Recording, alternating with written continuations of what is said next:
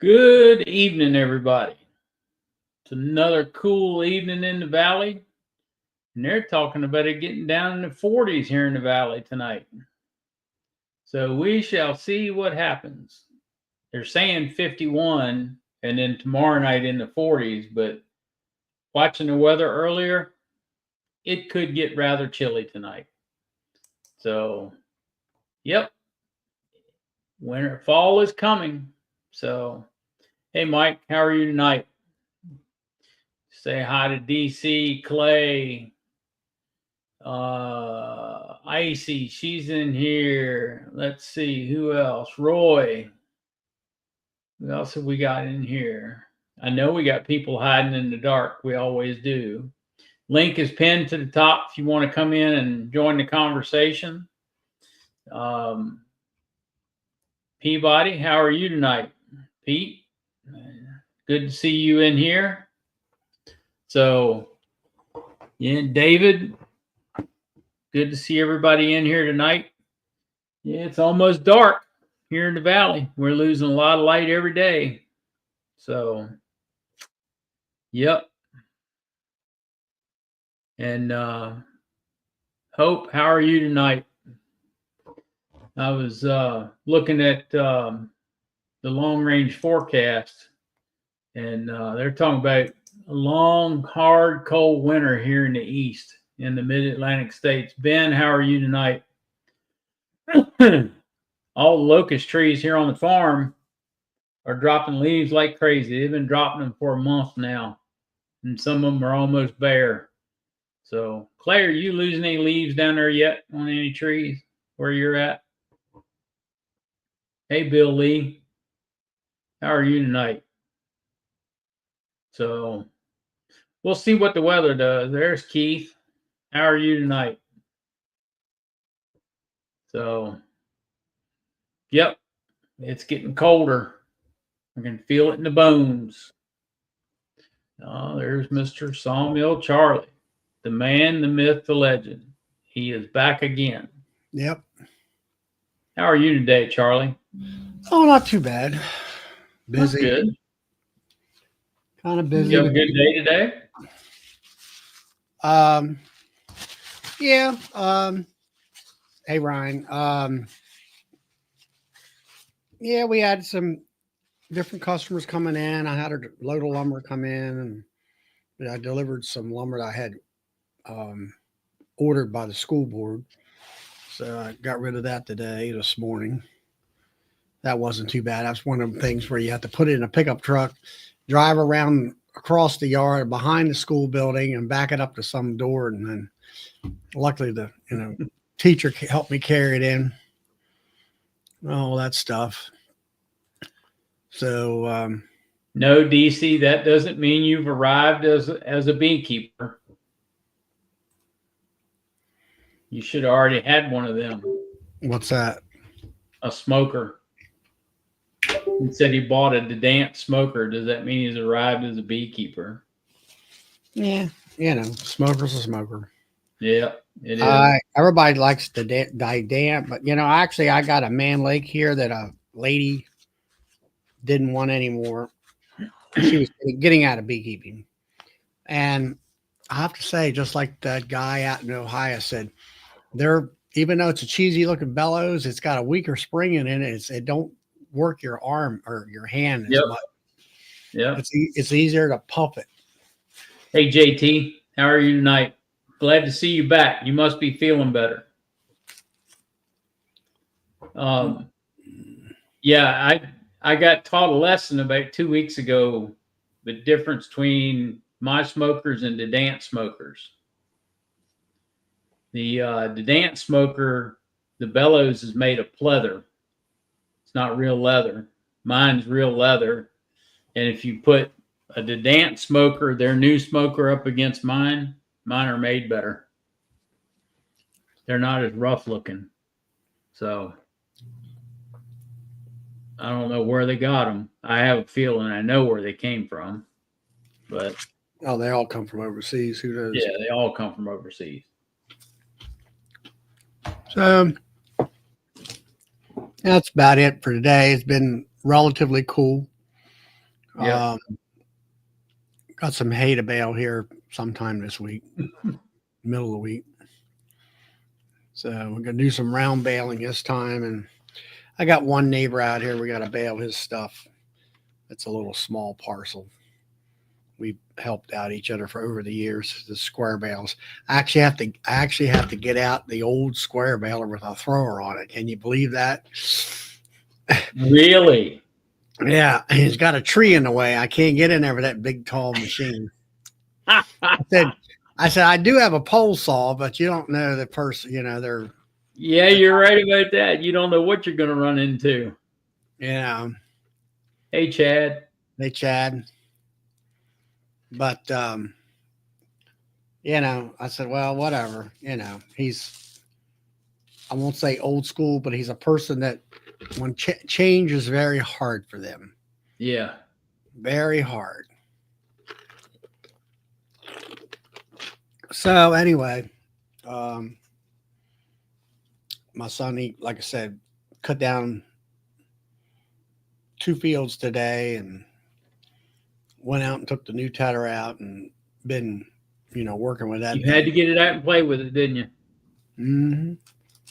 So got it out. I haven't, he's been running the thing.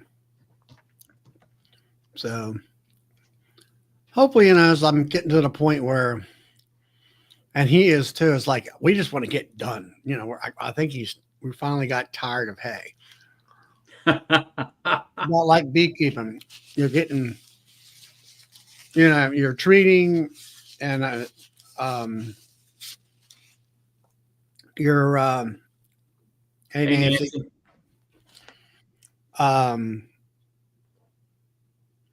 It's like beekeeping. At this time of the year, I'm glad that I'm kind of, as I call it, coasting. Where the bee, they're not going to swarm on you in most cases. And you're treating them, I've got the one, give apricot is done. So I'm kind of coasting again. And, maybe feeding her a little bit or something of that nature. And, as far as spot feeding. And I'm like, I've had enough of bees for a season, almost, you might say. So that's what I was kind of getting at. Hey, Todd. But, come March, close to April, everybody's, we've all had a nice vacation away from the bees. Now we're ready to jump back into them, start it all over again. Yeah, you're right. That's what I like about bees is bees are seasonal for the most part. Now, in a way they are, yeah. You don't have to do so much. You can put them to bed for winter. Now with me, I've started treating them. At least I touch them, let's say twice a month, maybe an hour. Let's say no more than an hour and a half, when I do the vapor. And then, it's not that bad. Yeah, John says that's what Nobby's for, to relight the fire.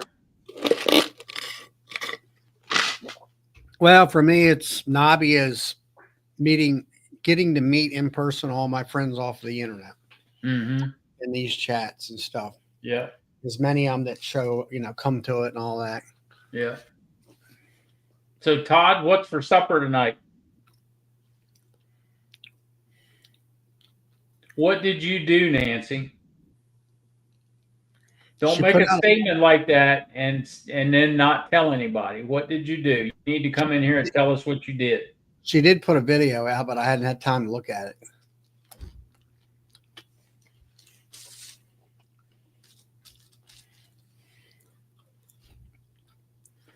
She did a video. I do know that. I haven't seen it yet. I'm gonna have to teach Nancy how to do videos. If I can find it, I'm gonna run it. I'm gonna play it if I can find it. And also, YouTube? Is it on YouTube? Oh yeah. And Nancy has changed her name or email address. It's Beekeeping with Nancy.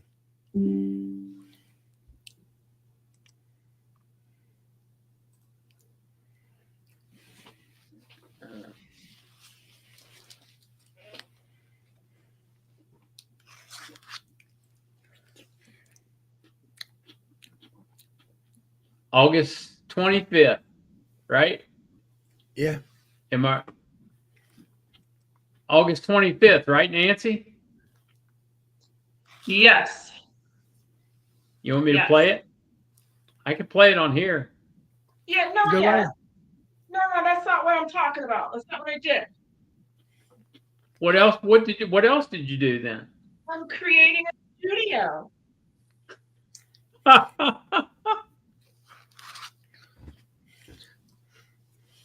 Oh, That's let me pretty turn neat. off.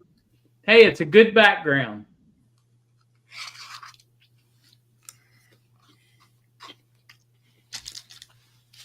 So hold on. Yeah, she's going to be like Fred Dunn. Now she can reach back here. Well, here's a rapid round feeder. We can talk about it tonight. Yeah, exactly.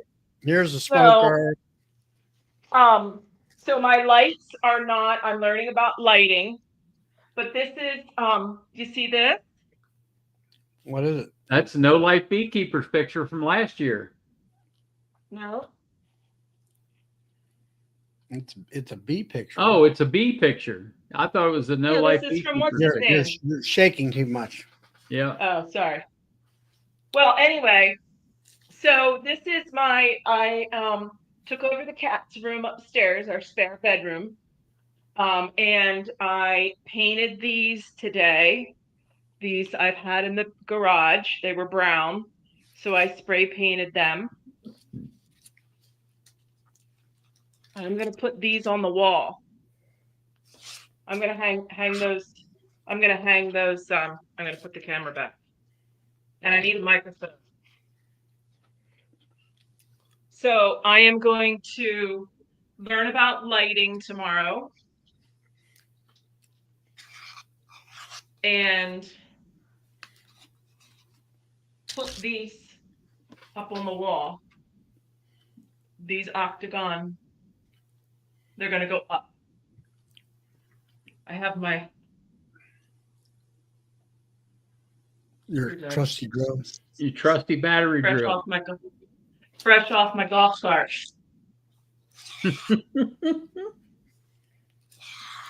So yes, Charlie, my videos, I'm not keen on the whole video thing, but I have not cleaned up since today.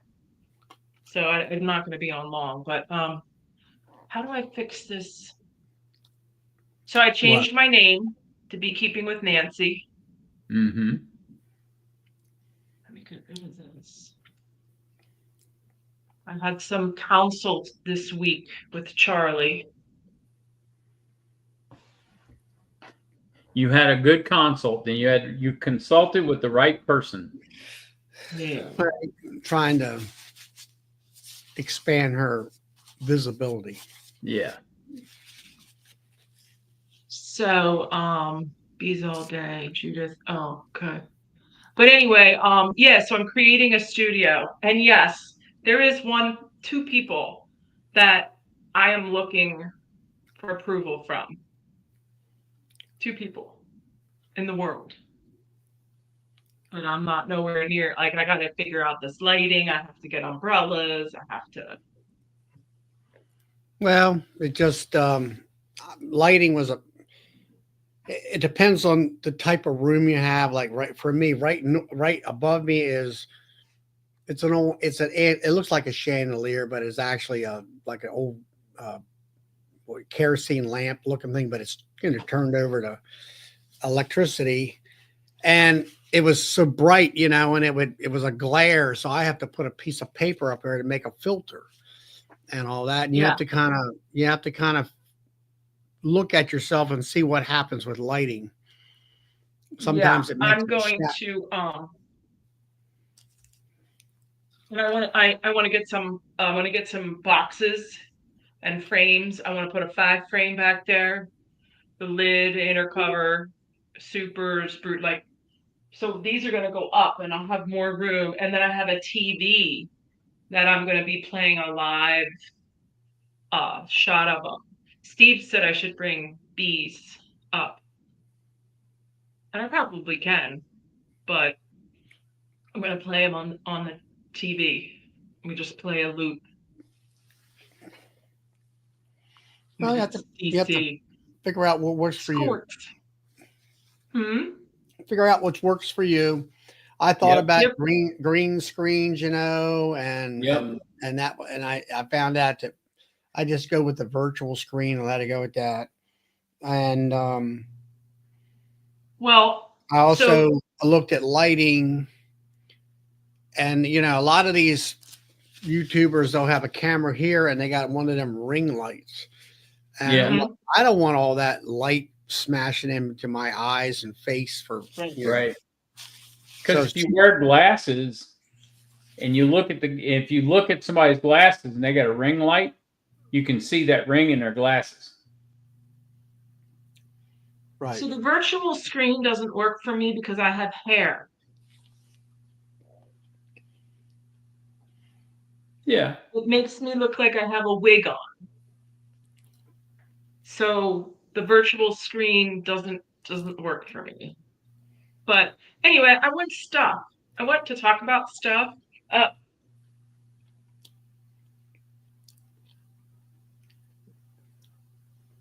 Yep.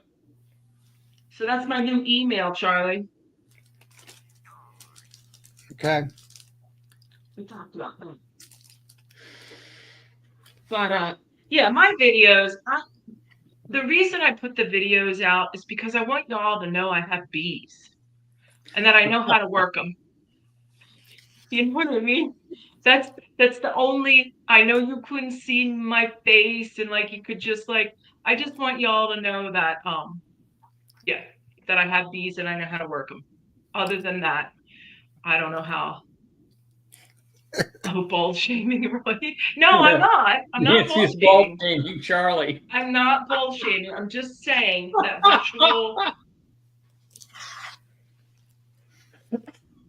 virtual I know, because see how I can go like that, and again it shimmers. Yeah, and that's part of the light reflecting off of here. I don't have any powder on either. So I'm sure. Charlie needs to put some powder up here at night. I looked at that. I looked at buying a green screen. You know, I had a thing on the back of my chair, and then I had lighting, and I was kind of taking my tips from Lee and all that from Kodiak Farms, but it just didn't really work for green screen. It didn't work for me. No. That whole wall that's behind me, Charlie. Mm-hmm. My green screen will cover that whole wall. And all. That was too easy. Hmm? The green screen would have been too easy.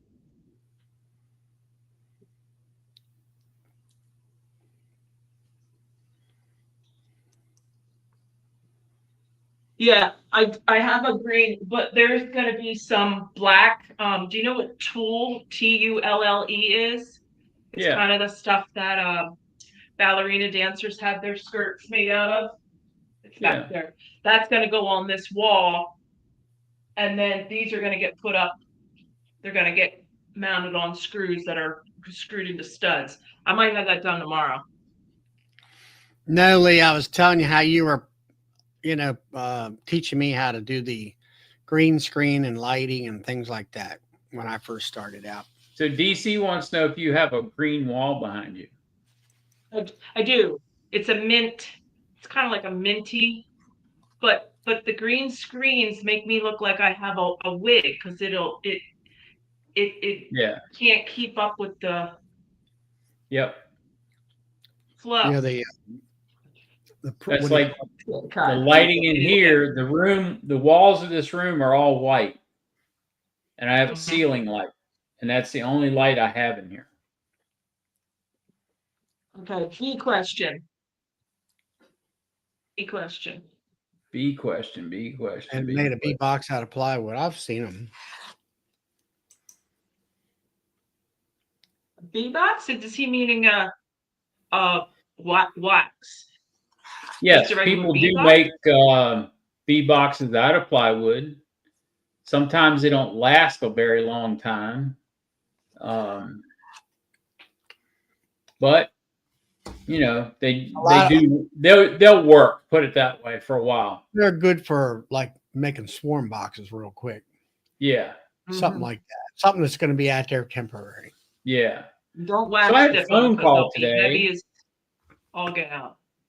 I had a phone call today from a guy in North Carolina that said Saturday night on the chat. I'm assuming that was Joey and Brad. We're talking about strong microbials super fuel. I don't know.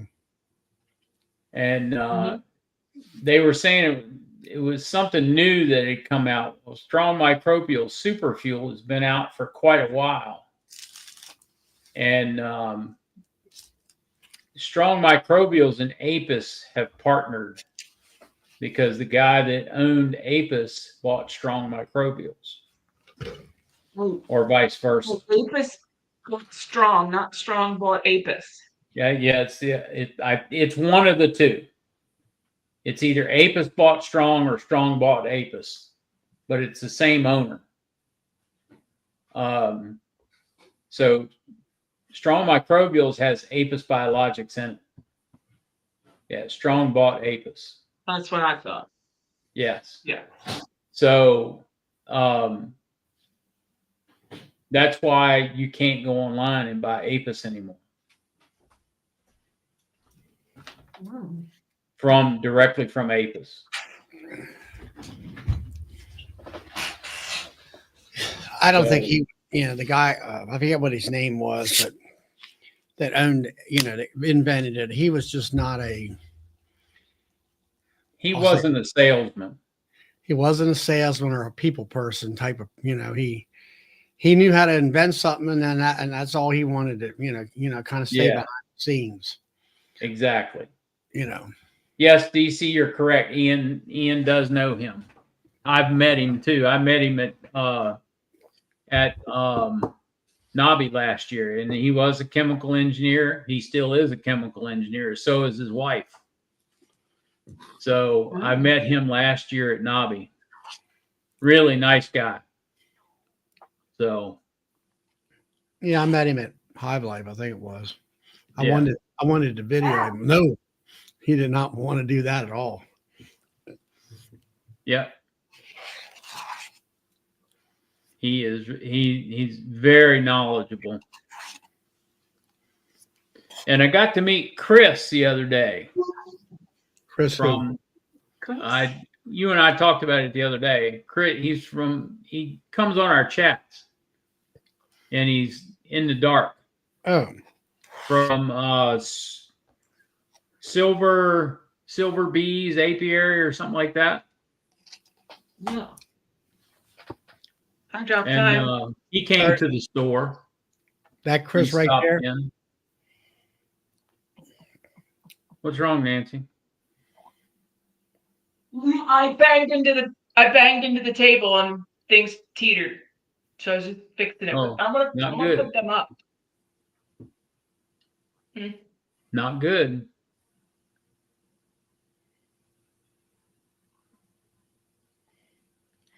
Who's Chris here? That it's what's it called? Drop tine? No, that's not it. Yeah, but how do you pronounce that? It's DROPTY. Drop tine. Drop tine? Yeah, drop tine. On a deer rack, they got tines that go down. Oh yeah. The antlers that go down. That's the drop tine. I ain't never heard of that.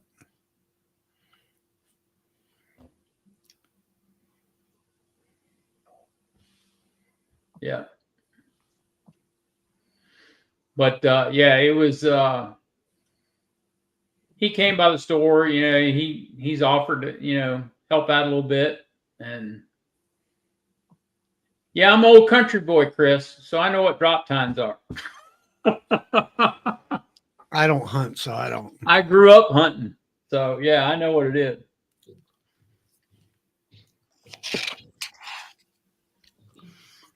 So, yeah, I told him we'd talk about strong microbials a little bit, and the super fuel. I mean, it's got the apis in it, and it's the closest thing that you're going to ever get to nectar. And I know Todd likes Viagra, but I tried the Viagra and I tried this, and it is better than the Viagra. The super fuel is a lot better than Viagra. Well, now is the time. So now that your honey supers are off, well, mine are anyway up here. But now that my honey supers are off and I'm doing inspections, I didn't do it today on the video, but now is when you want to add a dose of strong microbial if you use it. Yeah, probiotics. What's No, that? the powder. Yeah. Well, yeah, I don't think of it as probiotics, but yeah. Yeah, but Strong microbial. they make a separate powder that's nothing but probiotics as well. Then they make the super fuel that you mix in with your feed. Yes, DC, I sell the entire strong microbial line. But And what are you saying? They're also coming out with instead of just the bar. Now, last I heard, they were coming out with fondant patties, the big patties. So what did you say, Nancy? I want this with the strong microbials with a powder. So the powder, the original strong microbial when they first started, it's got all kinds of goodies in it. It's got lots of stuff. I don't know the science of it. I started using it. I became friendly with the woman who was a salesperson, and so I've been using it for years, and I use it in spring 2 times, and now I use it now, like going into a dearth, and I'll use it again before I close them up in another month. So you're just So they say sprinkling once a month. Maybe 30 days, but I don't remember it all the time. I mean, I try to remember. Like I should have dosed those 2 colonies today, and I didn't. But yeah, I love the stuff. I mean, I think my bees have weathered many storms better.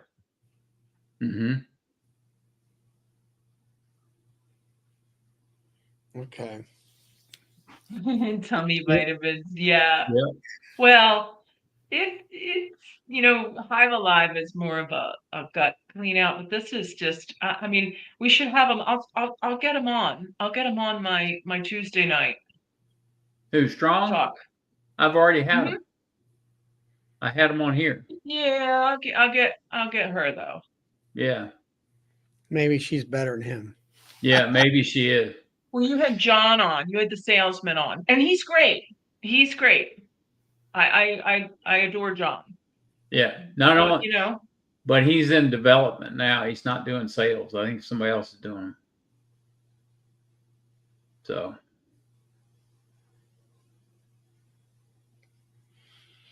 but yeah, I do the probiotics right after the dearth, and then I do probiotics in the spring. So, and then we do the super fuel. We mix it in with the Now, when you say probiotics, that's the strong microbial powder. Yeah, that's one of them. The other one is the super fuel. That's got the apis in it. Super fuel is the one that's got apis. Yes. But I'm talking about where it's super DFM. Super DFM is probiotic. Or DFM, whatever. Yeah. Yep. So DFM means direct feed microbial. Yeah. Direct feed microbial. But it's got probiotics in it. Yeah. It's got lots of stuff. It's got more probiotics in it than the super fuel does. Yeah, well, I think you got 2 different things going on there. You got one trying to soup up the nectar, turn it into more turn your sugar water into more of a nectar. That's the Mm-hmm. super fuel. And Yep. then the other one's more, I guess you might call it gut health. Yeah, it's gut health. And it also, I think some people have stated where, like if you got shiny bee black syndrome and stuff like that, you can Yep. clean that up with the powder. Yep. Yeah, the And direct feed microbial. DC is talking about poisoning, pesticide poisoning. They have a DFM with PFP 801 in it, and that is the formula that cleans out the gut from with all the pesticides in it. Yeah, there you go, DC. Yeah. Super Who's Harris? DFM. Well, Who's Harris? it's DC's buddy, Yeah. mentor. So Super DFM, it used to be just DFM, and then a couple years ago it went to SDF. They added to the powder. Yeah, and then they come out with DFM with plus P801. Yeah, that's the pesticide.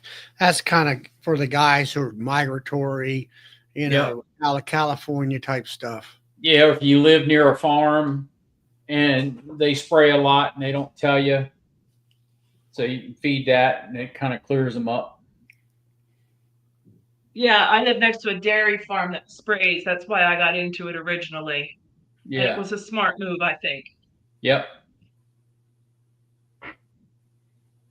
And then let's see, who mentioned it up here? Westcliff, John from Westcliff.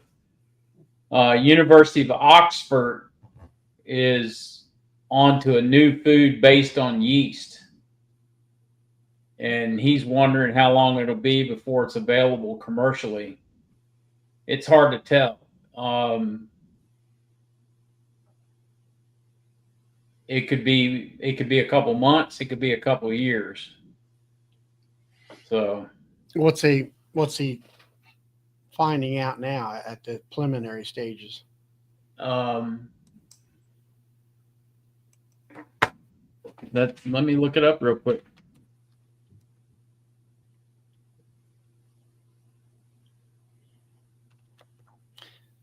Chris wants to know what's the shelf life for DFM and what's the best way to store it, Nancy?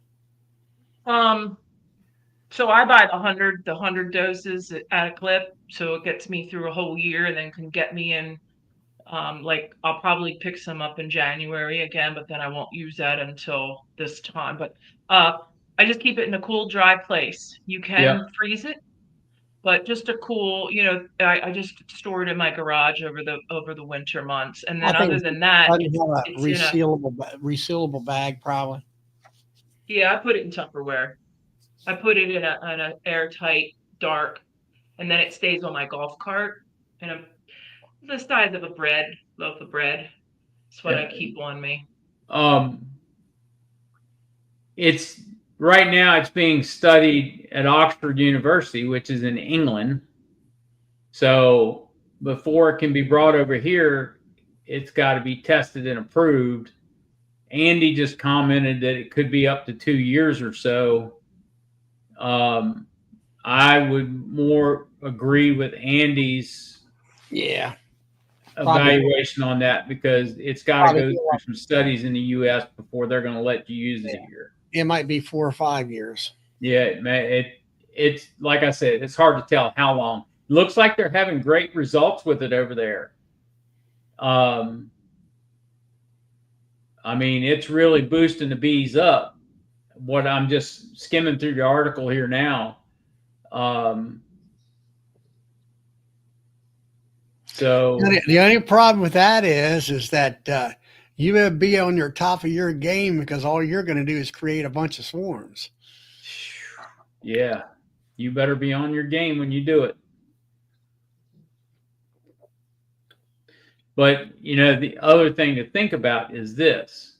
Okay, when we start boosting bees, yes, we had that big die-off last year, but throughout the last 10 years, we've had a recorded increase in bee population in the United States in the last 10 years. Every year we've had an increase.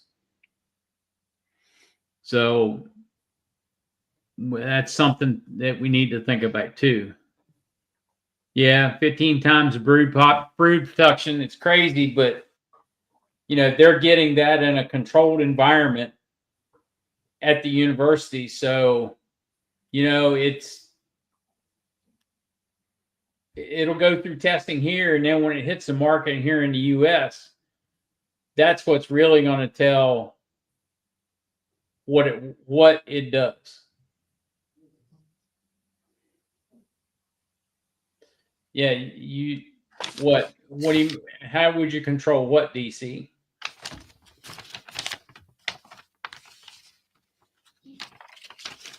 What's 15 times more brood production? It would increase that 15, increase it. It increases brood production 15 times greater than what it is. The DFM, or I mean, the super fuel or whatever. No, they're talking about a science study this college over in England. Yeah, there's Brent is right on the steroid. They do mention steroids in that article that they put in it, and he's right on the name of the steroid that's in it. So, but we got, you also have to think about, okay, if the bees need that steroid, what do they need it for? Number one, and what is going to be the effect, the long-term effect on the bees if they get too much of that steroid. Well, it's like John stated, you got a queen that's going to produce 15 times more eggs. So does that mean, like with me and my rolling demaree, are you going to burn her out in a year for sure? Probably 6 months. Yeah. Yes. Yeah. That's my guess.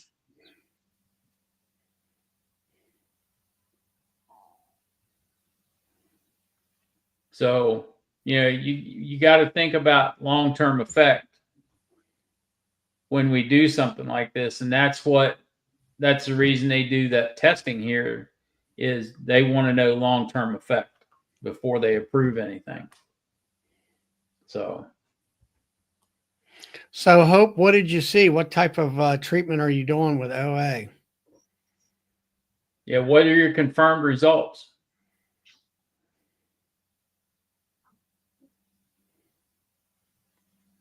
Well, yeah, DC, you'd make summer solstice queens. Everybody will do it now if you would use that product.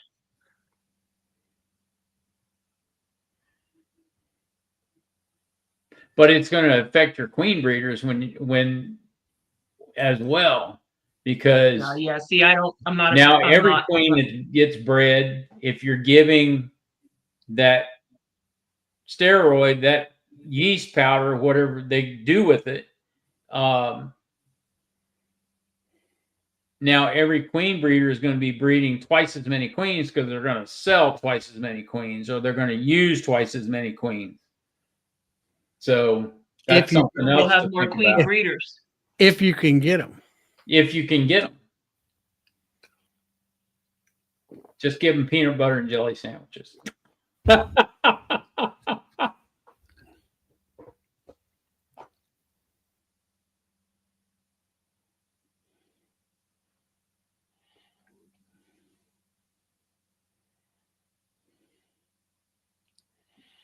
So, yeah, I mean, if you do that rolling demaree, that's really pushing a queen anyway. And, you know,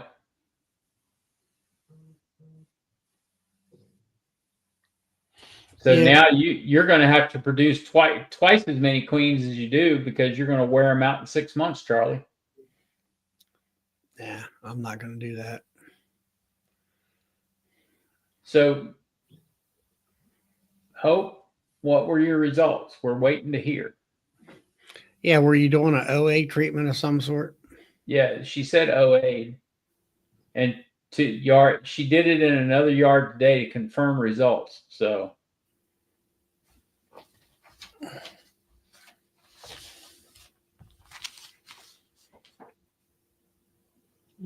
Cool or what?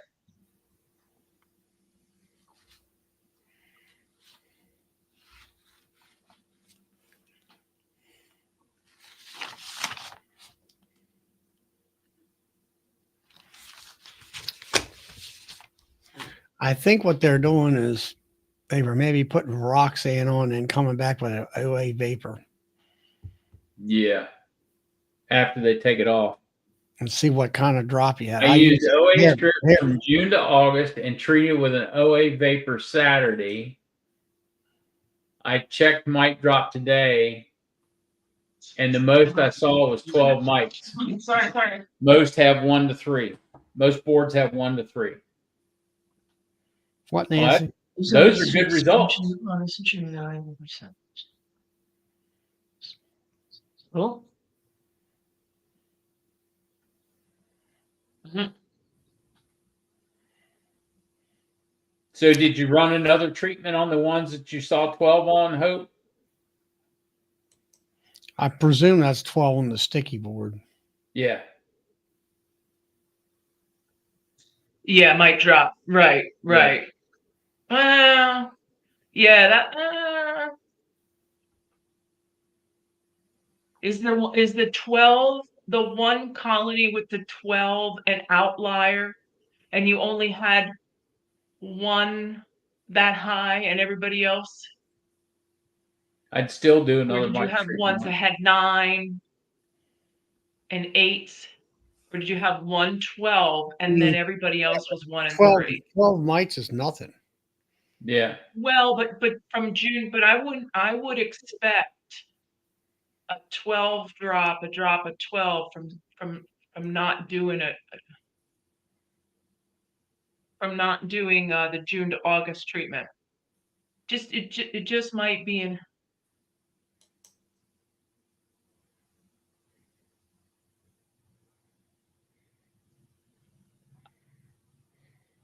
Yeah, DC, and then I would have done it right away, Hope.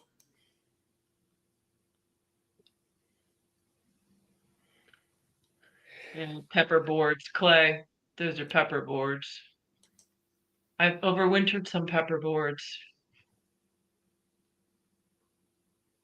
Yeah, but Yeah, it's like Clay said, Yeah. he sees hundreds. Well, that's like with me. When I pull my boards out with OAV, you'll pull them out and you'll have to sit there and hunt for the mites on this stuff amongst all the trash.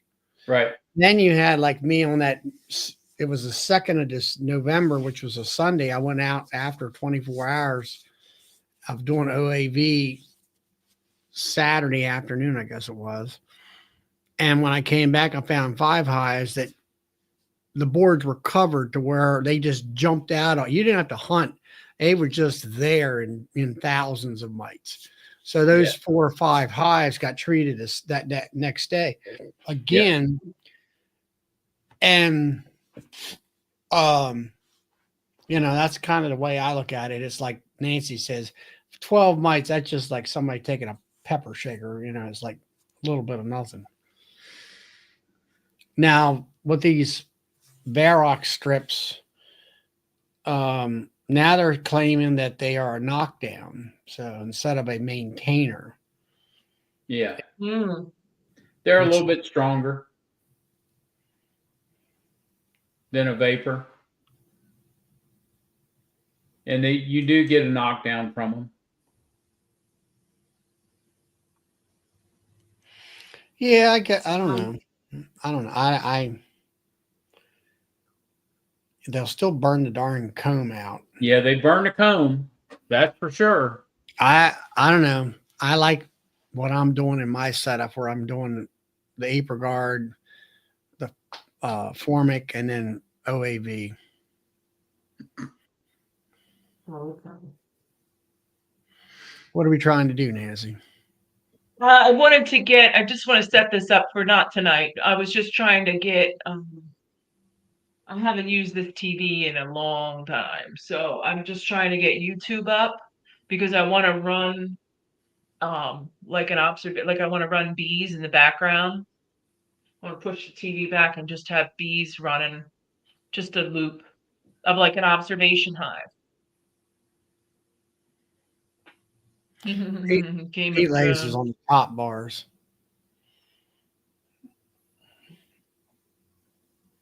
I'm interested in see what Bob Benny brings out with his statistics.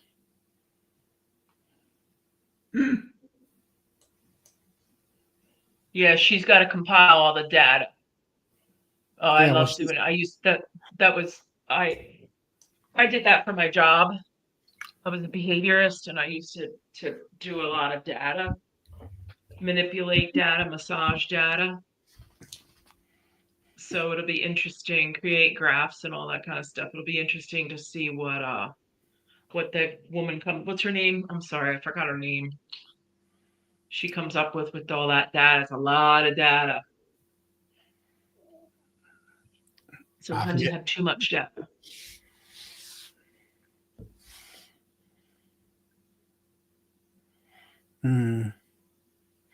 But anyway, everybody's got their. To me, those strips are kind of on the expensive side. Myself, I think they are. Yeah, they are. All right, guys, I'm gonna go. All right, All right. I'll see you tomorrow. Well, I won't see you two, but I'll see all them. Yep.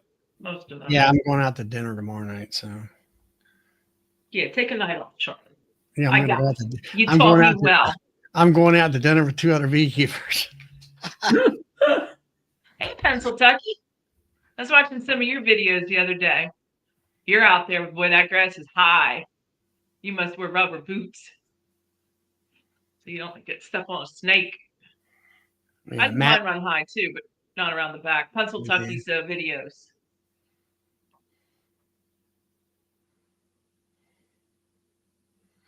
Yep. Matt, he did Formic Pro.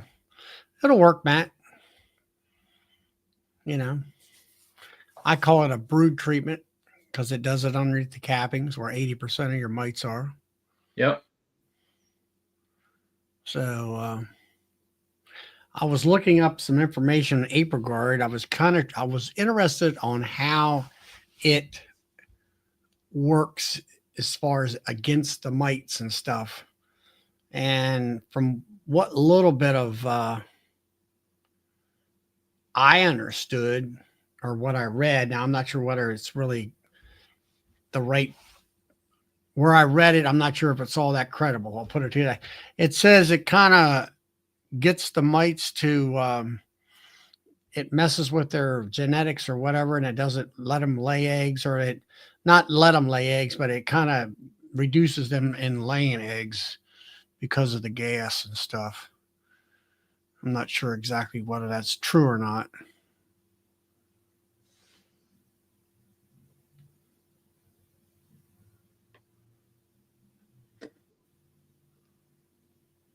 I don't know. Selena's got 30 days to come up with all the data. I think that's what he told her in that last video. He said she would have it done in a couple of weeks, he said. Yeah. I don't know whether Bob actually has brood breaks and swarms. I don't know.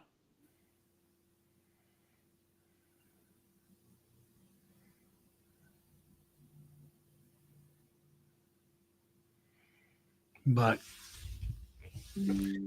I like the interesting fact that he did 1,000 hives and how the numbers vary from different apiary fields. And he had that one there that she was thumbing through the information, and there was 12 mites, 18 mites, 25 mites, in each one of the hives in that one location.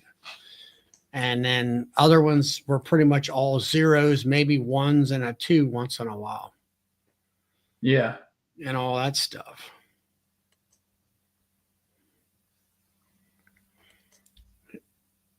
So Pennsylvania, you mean Bob Benny had a whole yard swarm on him? I don't think I've ever seen that in the video. Yep. That's kind of unusual that the whole yard of 50 hives swarmed.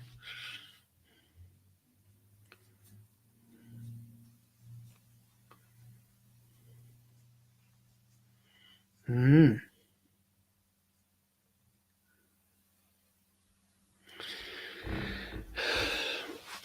I don't know. I have not heard that one. Didn't see that any on any videos. Um, I've watched some different videos, and especially some of the queen people and the VSH people, and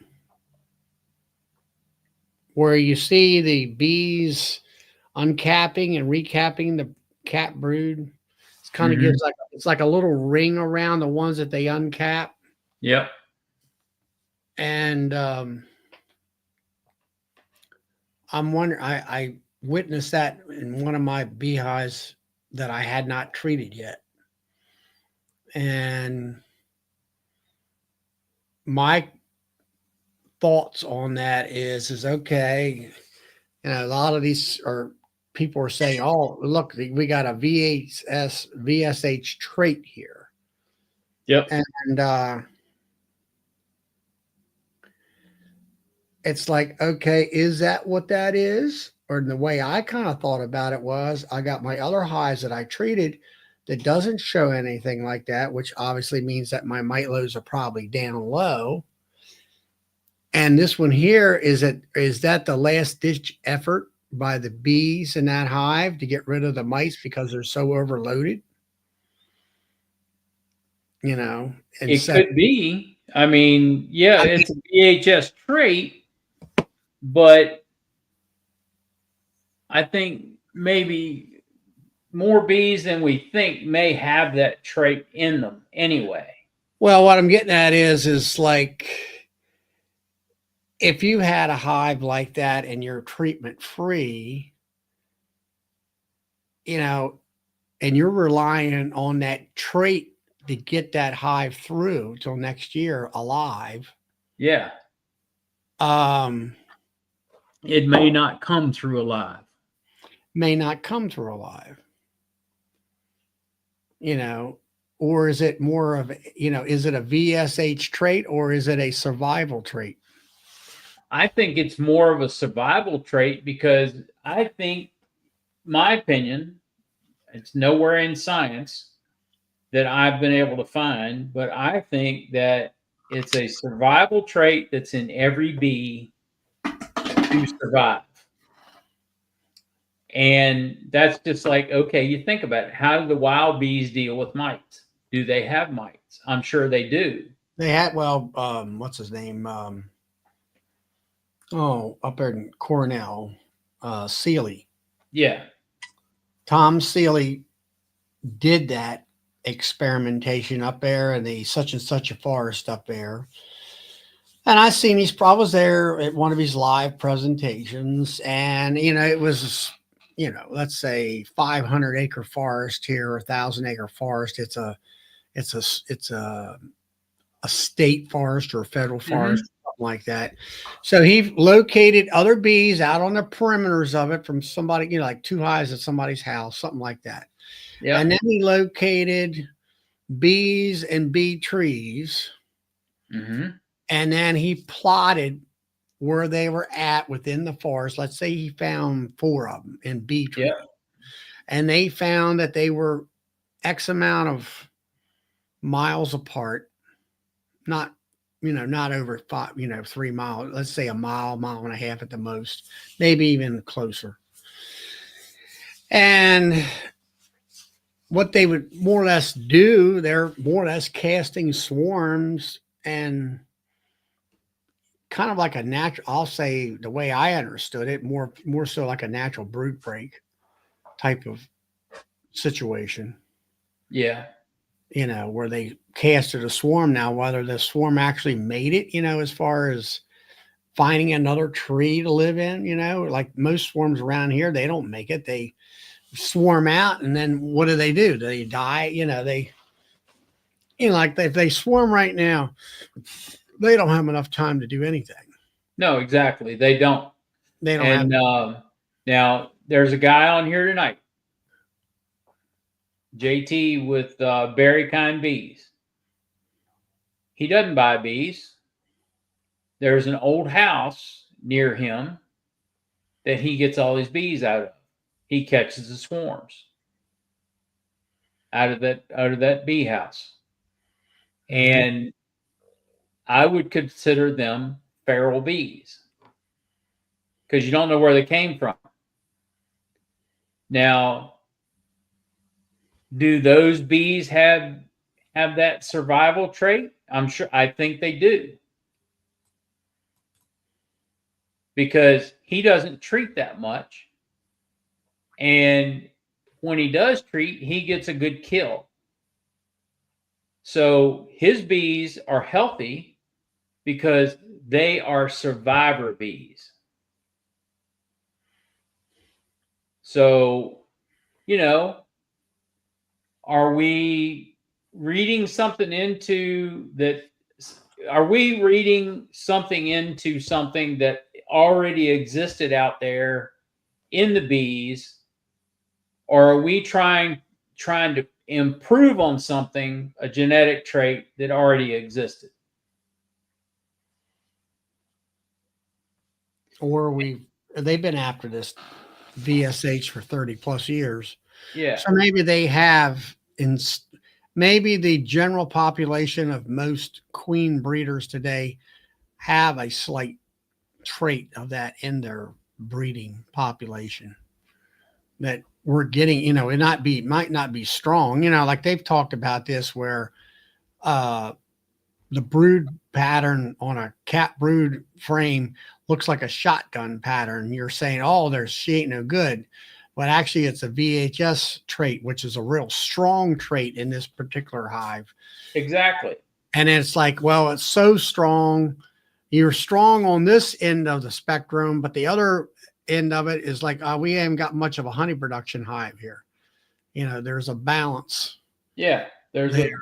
Yeah. Hey, Todd, little information about Golden West queens.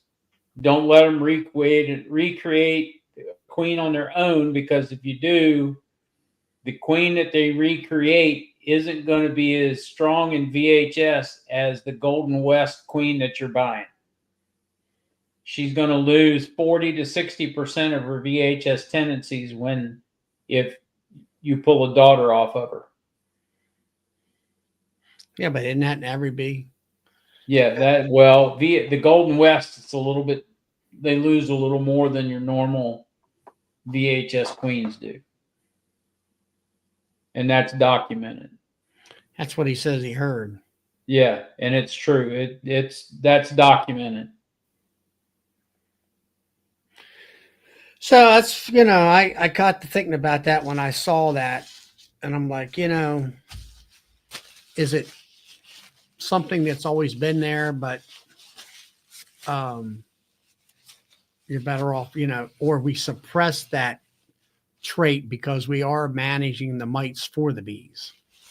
Yeah, and I go back to JT's bees, and he manages his bees. He does treat, but he doesn't over-treat.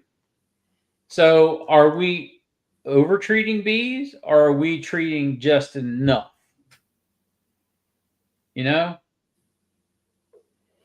So it's a very fine line with treatment. Well, then I go back to what I experienced last fall, where, I'll say 95% of my hives behind me there were relatively mite clean with OA drop, but then you had 5 of them that were mite bombs.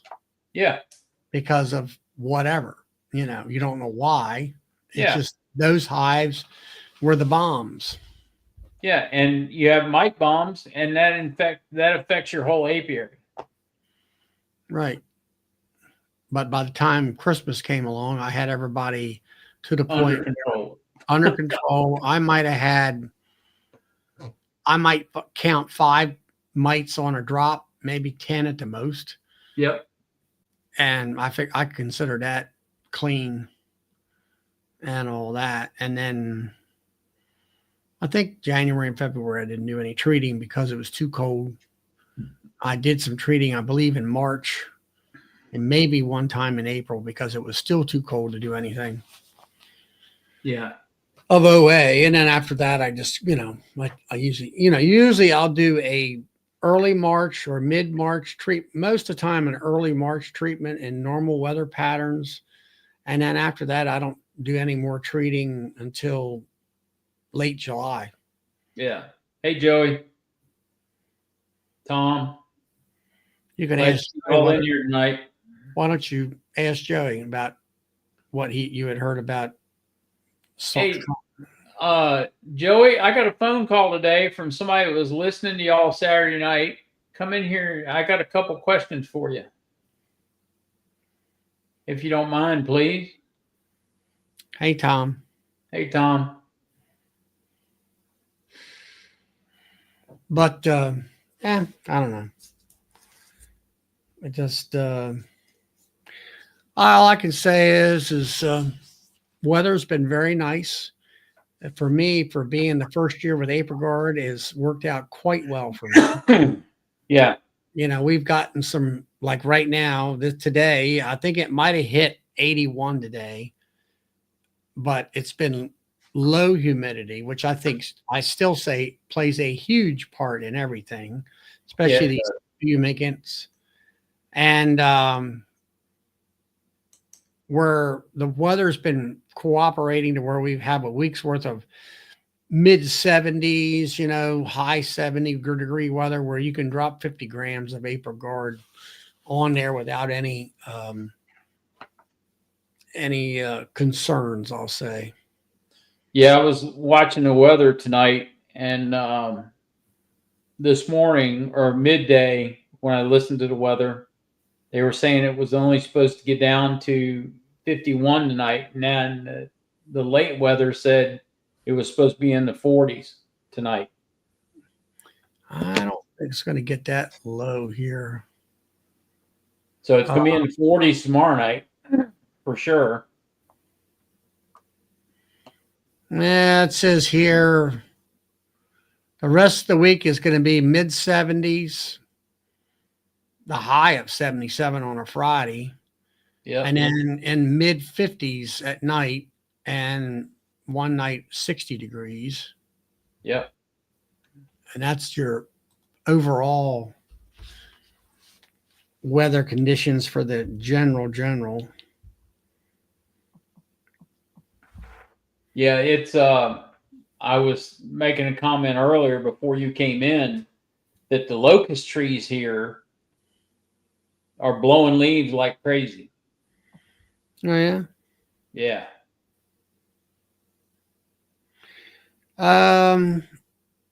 It's going to be pretty much low 60s, high 50s, like 58. Hey, Philip. Most of the time in the 60s, like 61, 62 at night. And then throughout the week, it's going to be 80, 78, somewhere around that. We're 76, 78, and all that. But, it's like here. The low temperature, 66. Well, where's it at low? It's at Baltimore Washington International Airport, about an hour and a half south of me. Yeah. That's not my temperature. Right. Or they'll have a temperature thing in Baltimore City. Well, the temperature in the city, it's 10 degrees warmer there because of all the asphalt. All the asphalt and concrete. And then I often wonder about what my phone says, what my car says. Where is those computers getting their information from? You changed your name. Me again, Joey. Yeah. Hey, I had a phone call today. Somebody was listening to you and Brad talk Saturday night about that treatment, the yeast treatment or yeast powder that Oxford's working on. Yeah. So what did you find out about it? I hadn't looked into it anymore. I actually had Philip come in and kind of explain it a little bit, but I never have went back and researched it. Yeah, but also Bill was talking about super DFM or something like that, or DFM. Were you talking about strong microbial Saturday night too? I might have mentioned it. Okay. Just I try, wondering because the guy I said try, y'all were talking about it, and that's um I try to use that Super DFM, but I keep forgetting it. I, I either leave it here at the honey house, or when I got it in the truck, after I close the hives back up, I remember it, and I had to go back and put it on. But yeah. Is it that or are you using the rocket fuel stuff? the it's the powder Super DFM, putting it on the top of the frames. Okay. Yeah. That's the probiotics. Yeah, And have you have you noticed anything with that? I haven't really used it enough to know. Uh, be honest with you, I don't know. I don't know what it does. The probiotics works pretty good. It's Um it's supposed to be pretty good for them. yeah. And it calls for a teaspoon, but I just take a tablespoon and throw on there. Yeah, A little is good, more is better. yeah. What Kind of like do you actually have a measuring device, or do you? yeah, it's got a I cup. use a tablespoon. It's got a little scooper that come with it. Yeah, it's got a 5 gram scoop in it or something Yeah, like that. and So it don't look like enough, so I put a little more sometimes. Yeah. well, that's what I see. Bob Benning, he just takes his hive tool and reaches in there and Yep. gives it a shake. Yep. Do it like the cooks do. Yeah. Do What do it you for do? taste. Reach in there and taste and see if it's just right.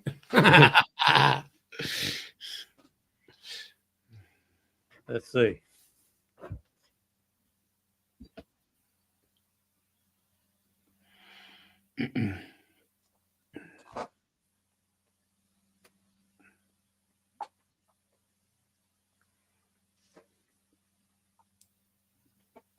Well, I think the one that's got the scooper in is in the truck.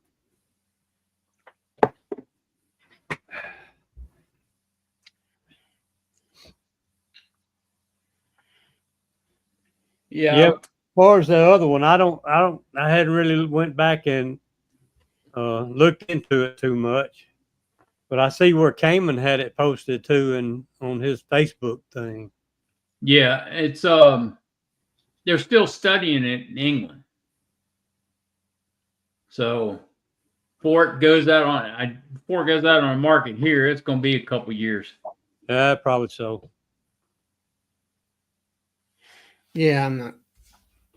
Like I say, I'm not the big excited about it until it finally comes out. All that.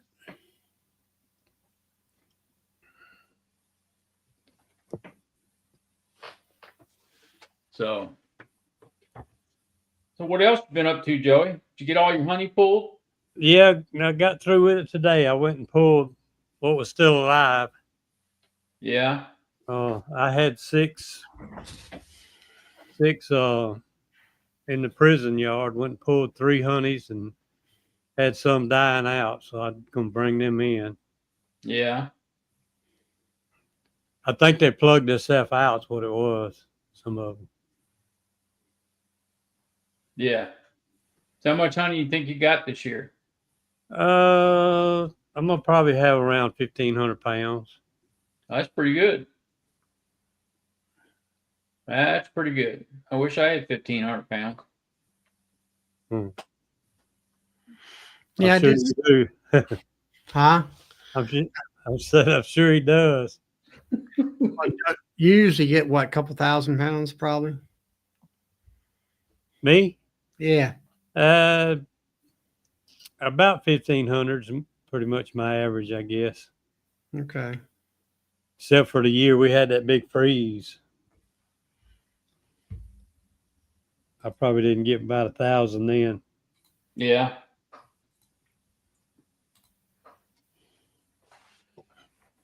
I'm trying to get where I got less hives and more honey with the same amount. I can't keep up with what I got. What are you excited about, Clay?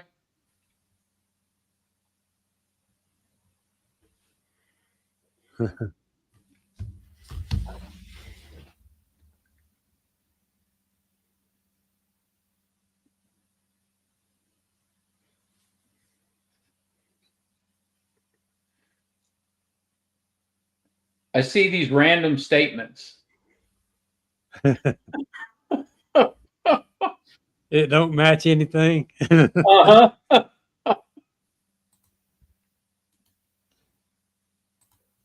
And you look back and you try to find what it matches, and there's nothing there. Hey, Eddie. Hey, Eddie. I saw Grammy in here. I missed saying hello to her. How are you this evening, Grammy?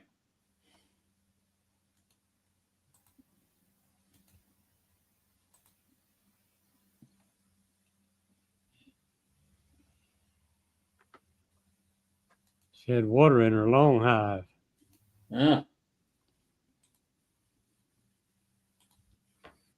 Drill some holes in the bottom of it. Yeah.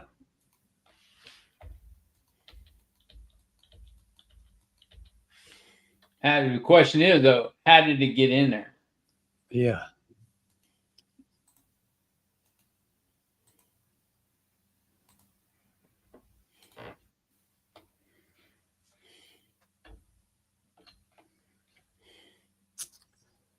Let me think, DC. I'll give you a close number.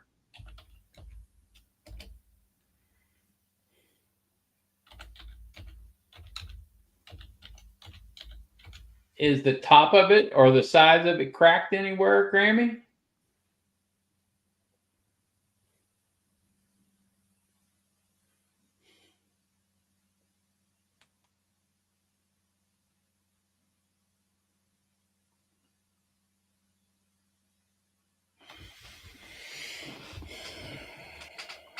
Yeah, we're going to be in bees here tomorrow.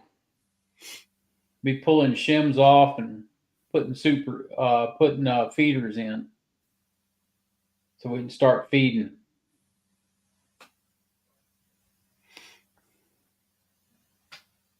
So some of them already got feeders in them. We've been feeding them all summer.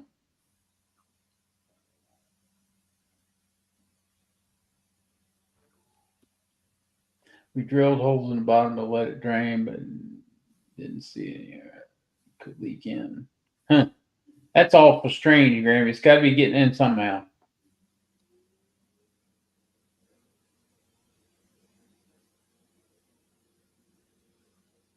$25. Did she say what kind of lid she had on it? She didn't. I'm wondering if maybe the lid might have blown up a little bit during a rainstorm and then came back down. Yeah, that could be it too, Grammy, the vent holes.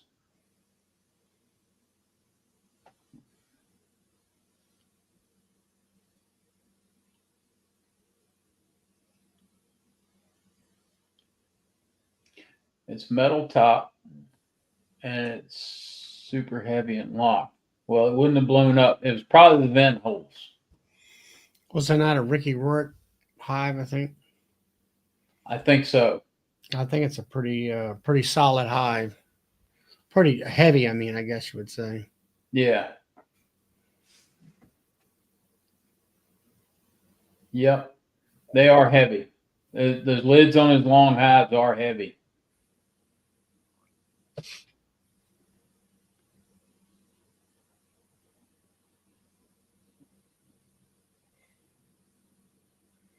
Roy, we must not be too popular tonight. Hey, Eugene, how are you tonight?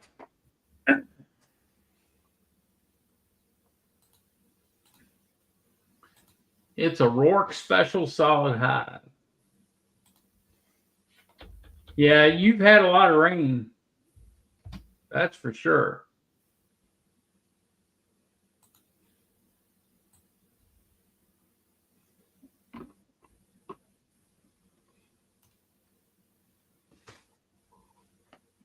So,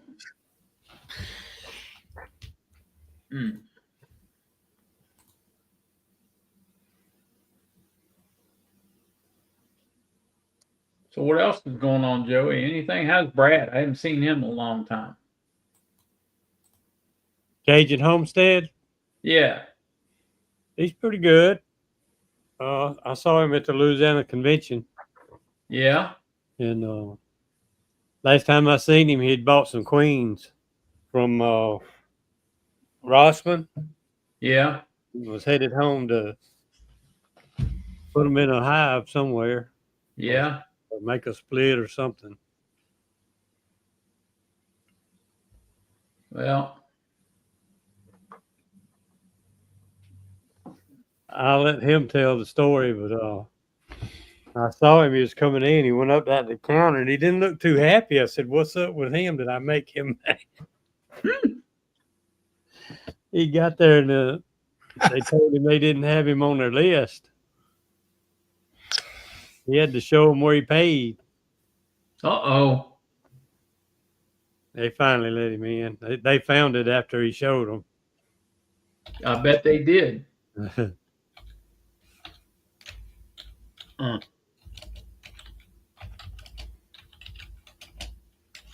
I was thinking that sounded more like that raw's luck than it does anything else.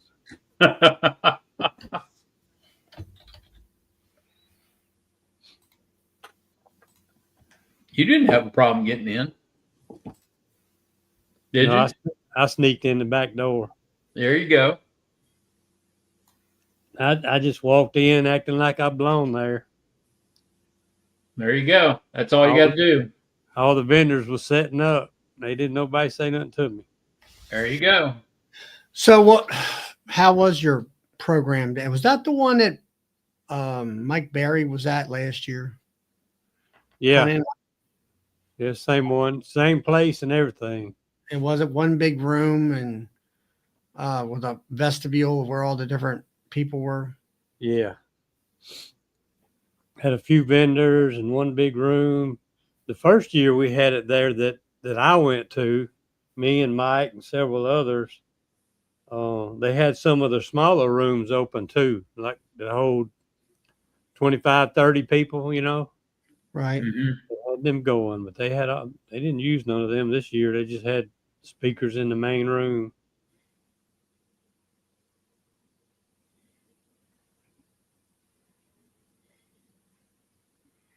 Yeah.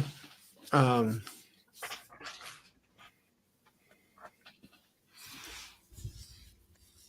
don't know. Just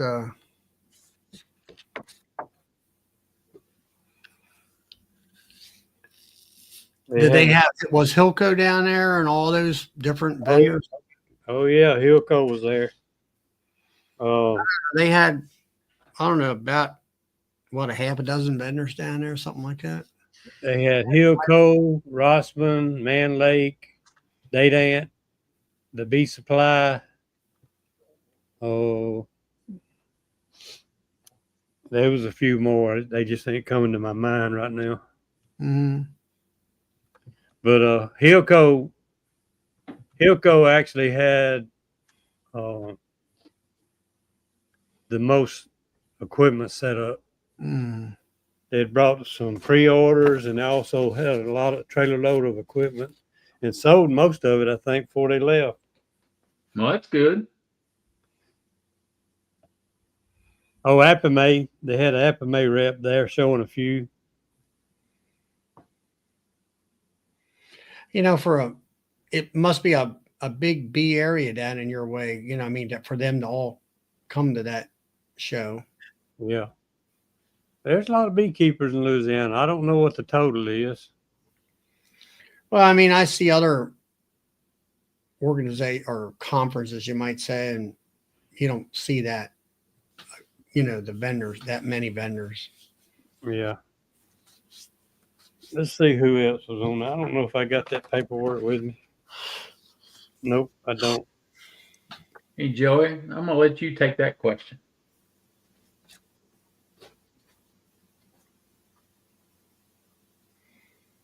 What's cabbage palm? Some kind of tree? I guess. What we call in Deep South, because I never heard of What are it. you calling deep south, Andrew? How far deep? I've never heard of cabbage palms. Is that their Miami, Florida? Then that's the deepest I can go.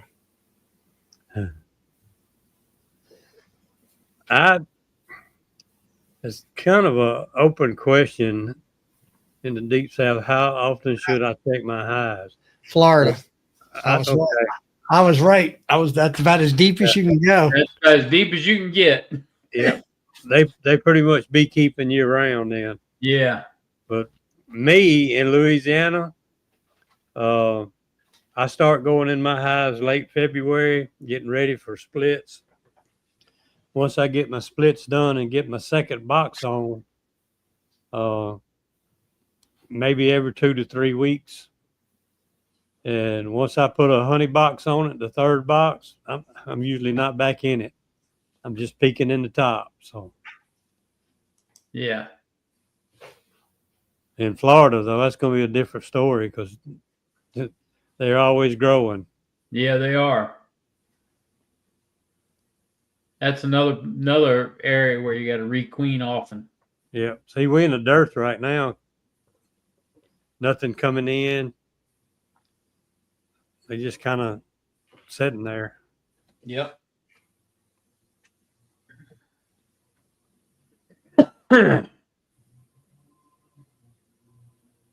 So do you do farmers markets, Joey? I don't. I need to try to find one and kind of stick to it, like on Saturday mornings or something. There's only one close by here. It's in a little town about 7 miles from me. I think they're there Friday and Saturday. It's not a big market. They have 5 to 8 vendors sitting there on Saturday morning. Yeah. As far as I know, nobody's selling honey though. Okay.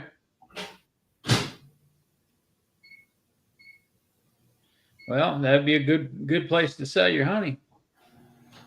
Yeah, and I've actually stopped and asked the people. I've had people tell me, "You just come set up. There's no charge. You know, it's town property." Wow. I've had some say, "You just make a donation." I said, "Who donation to who?" I said, "Well, you have to talk to that lady over there at the seafood stand. She's kind of over that." I'm thinking, well, if you're donating, who you donating to? You know, why couldn't you answer that question? So Yeah. I'm probably going to go to town hall, city hall or something and ask them about it. Yeah. Get the real story. Yep. So we've got one here in town where I'm at, and then there's several others in the county, but I don't know. I'm pretty busy, so Yeah, that's me. yep. I'm retired, but I got a lot of other people kind of expect things out of me, you know. You got a long honeydew list, right? Yeah. It starts right here at home and it goes in every direction. Mm-hmm. Yep. You start moving one way and somebody pulls you back the other. Yep. Yep. I know how that goes. So yep. See, Philip's in here. I hadn't even looked over in the chat there for a minute. Yeah, he's in here. There's Russell. He's in here tonight. Paul. Yeah. I can't think of the name of their channel right off the top of my head, but there's 2 that I'm subscribed to over in Florida. One of them's retired and he just kind of does a little beekeeping on the side. I can't remember who the other one is. What's for supper, Charlie? Real food tonight? Yeah, I've already ate. I just got a donut here.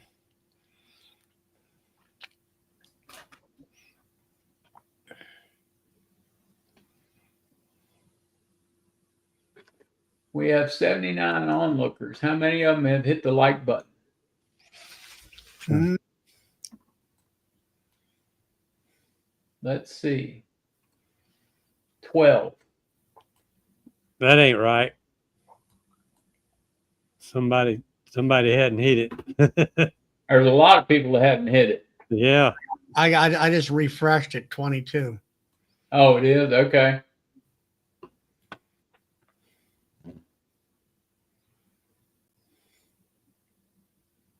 Well, that's better than 12. Right? We hit it twice that way. It turns it on and off. Oh, yeah, I got 31 now. Yep, that's it. Chuck's honeybees. That's a Yep. good one to watch. Mr. Miller's in the house. Hey, Mark. Got a good report from the doctor today. That's a good thing, Mark. Congratulations. Are you in Houston right now, Mark, or you flew back?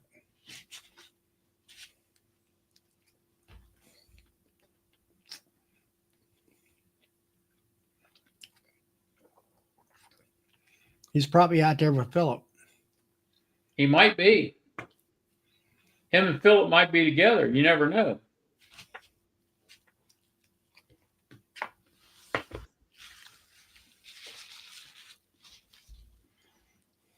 Well, fly back tomorrow morning at 4:30 in the morning. Mark, better you than me.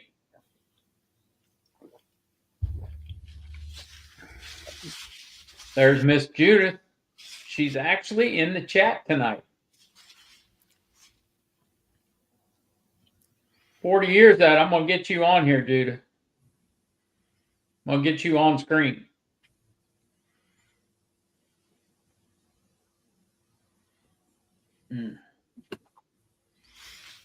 Yeah, Texas is a big place. It certainly is.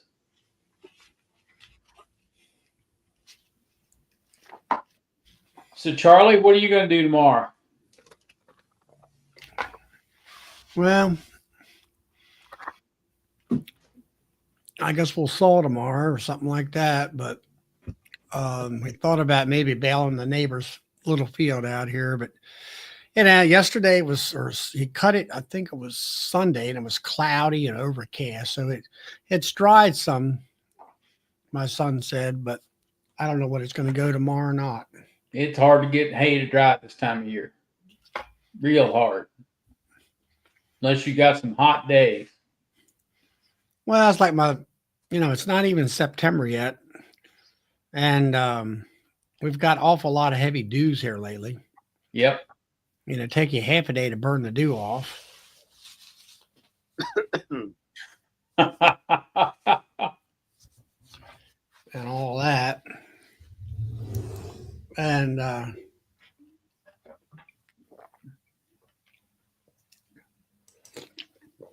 so I don't know whether we get anything done tomorrow or not. If we don't, that's fine.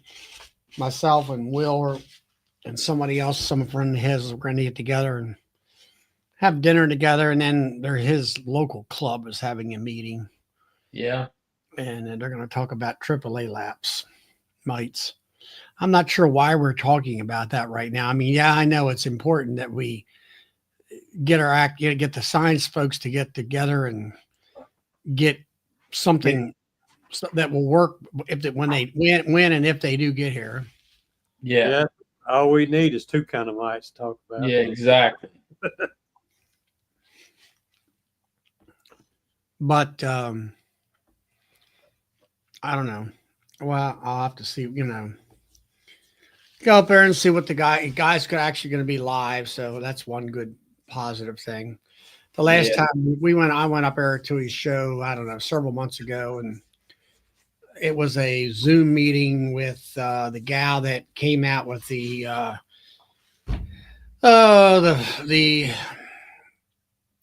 spray, for testing your mites.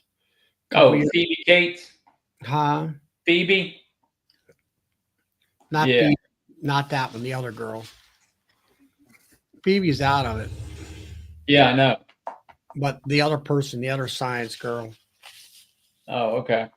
And she was zoomed in, and I kind of heard it before. Yeah. So that's, sick brood odor, whatever it's called. And, it was hit the pan hot, and, one and done, and I think that's about what it amounts to right now. Yep. You don't hear too many people UBO. I don't hear anybody unhealthy brood odor. Yeah. I don't hear anybody really giving any talk about it or whether even using it. I think you get to the point where you got UBO and then you got the Harbo, and the average guy is not going to do all them things. No, well, yeah, I mean, if you got somebody that's really serious about doing that kind of testing, they're going to use the UBO and they're going to use the Harbo in conjunction with each other. Because you can get too many false positives with UBO, and you get almost 100% true numbers with Harbo. It just takes. Yeah. Well, it takes longer. The thing of it is, it's going to be like, say, a person like Corey Stevens or Randy Oliver or somebody that's into that queen thing and testing and doing a lot of science and stuff like that.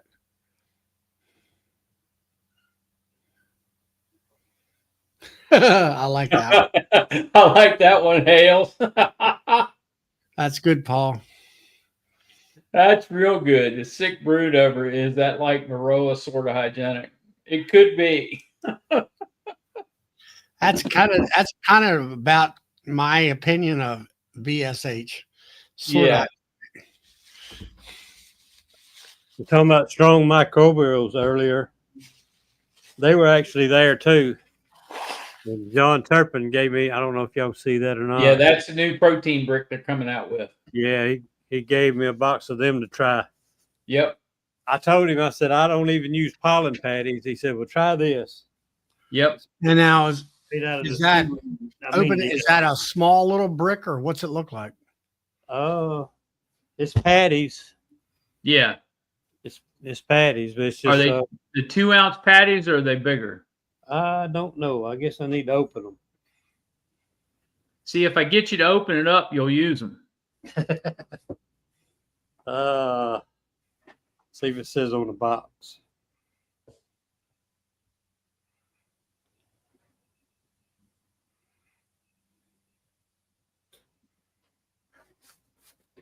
It's a pretty heavy little box. We got him. I bought me some of these too. I don't know if y'all see it. What is it? Oh, That's yeah. the frame cleaners. I lost the one I Yep. had. I bought 4 more from Rossman. I don't need them things. They're antique. Well, I still don't know how much they weigh. Oh, yeah. Those are the new patties. They're like a pound a piece. Yeah, they're pretty heavy. Yep. And what are they? A pollen patty, or what is it? It's the like the bee bite, except bigger. It's got an algae in it. Yeah, it's got seaweed in it. Yeah. Yep. Spirulina, inverted sugar, probiotics, and some other stuff. Yep. Nancy will like that because she talked about spirulina, 10 years ago. Yes, DC, they're used in the winter. She it was when they were buying it from the pallet loads, I forget. Yeah. Then all of a sudden it all dried up. Yeah, that was just straight spirulina with nothing else in it.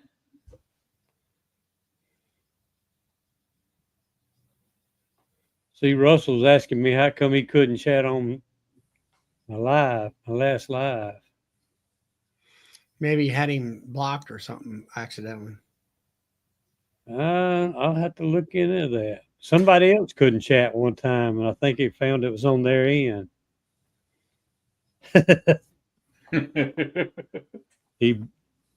No, he ain't blocked, not on purpose. Yes, you leave the paper on the patties. You do? Yep, you do. You don't take it off.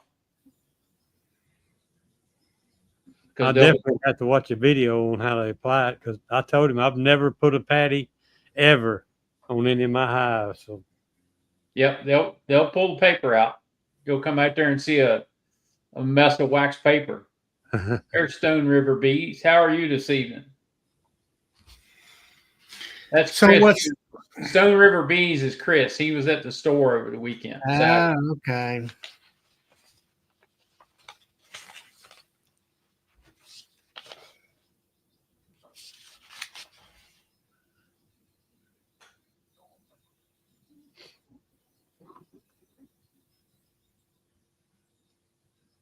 I'm gonna go see who I got blocked over here. I don't. And that's JB and Regina Goodman. Who? Stone River Bees. It's Chris, and I can't remember his wife's name. What's your wife's name, Chris?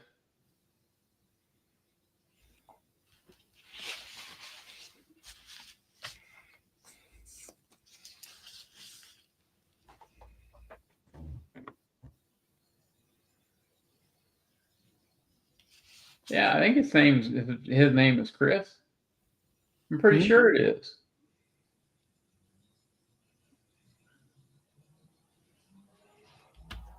I could be wrong. I'm getting old. There JB and Regina. You're right, Charlie. See, I'm getting old. My memory's starting. He lives in DeWitt, Virginia, wherever that's at. Dinwiddie. He has 50 hives. Yeah, Dinwiddie. Yeah. I'm getting old, Todd. I stand corrected. It's not Chris. Well, Russell, somebody had to block you. I don't know who. It doesn't say who, but you're blocked. Now you're not.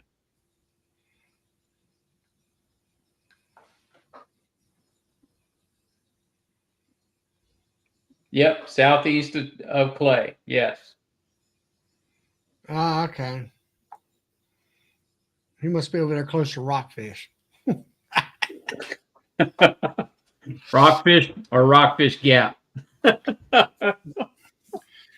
Well, Clay's south of Walton's Mountain, and this guy must be over close to Rockfish. Yeah.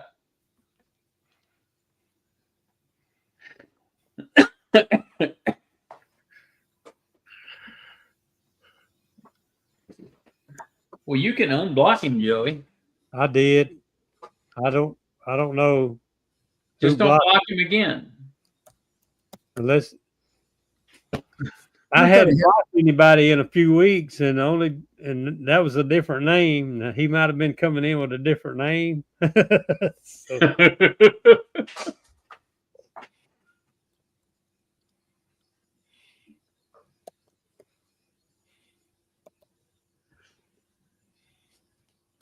Yeah, we know Richmond's east of you, Clay. We know that.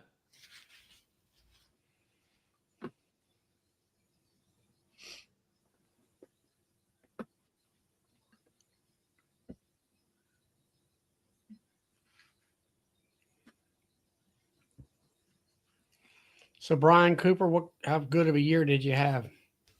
Yeah, how much honey did you get? Haven't seen too many videos from you guys, Brian. You usually do quite a bit of, I'll call it scientific videos. Were quite interesting, statistical. Yeah.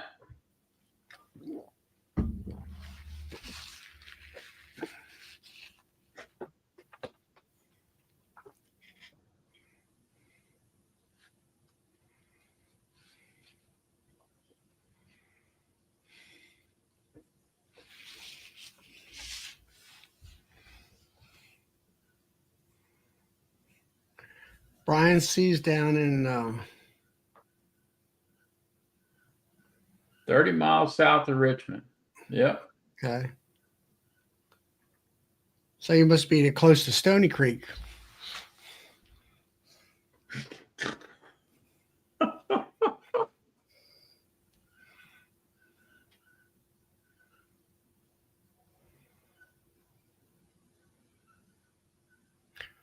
Almost 1,500 pounds. That's damn good. Yeah, especially kind of got 28 supers on too.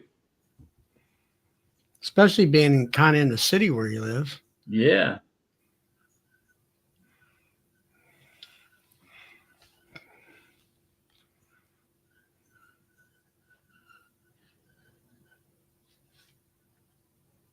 So is Russell down there by you, Joey? Russell Amon is. No, Koopman. Koopman, he's up north. Yeah, Russell Bryan sees down there in Memphis.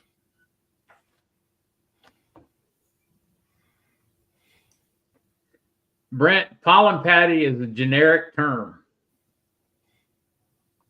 for patties that you put on the hive, but it is a spirulina, which is algae. It's a spirulina patty with inverted sugar in it.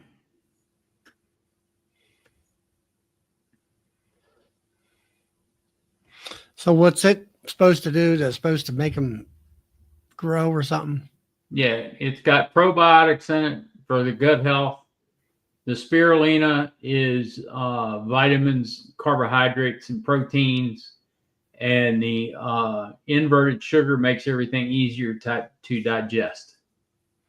There was a guy up north there. He was getting his own spirulina, the pure stuff. He said everything is green when he gets done. Yeah. Hands and everything else. Yep.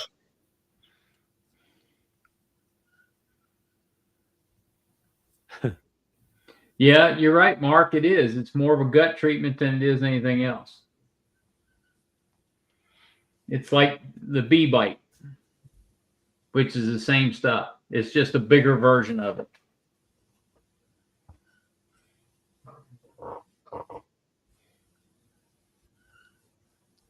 It's a different kind of protein. Spirulina is a different kind of protein than pea protein. Well, I don't know. It just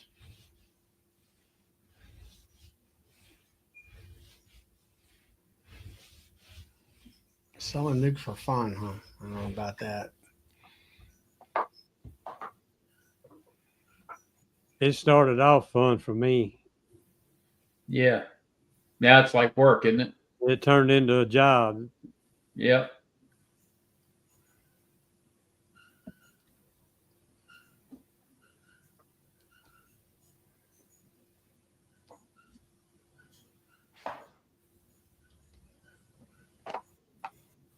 Yeah, it sounds like Brian and his bees are very efficient at what they do.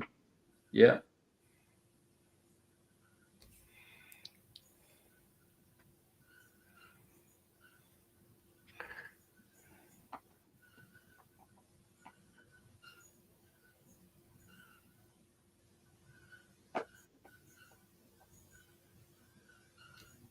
Oh. Hmm.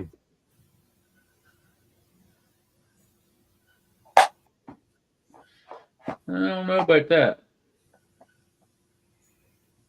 I'd have to see the science. Well, science can maybe their experiment only shows this. Yeah. But when you see what's happening in the With the bees, overall picture, it may be different. well, I mean, I'm just looking at, what you see as the beekeeper and what science has picked up on might be two different things. Yeah.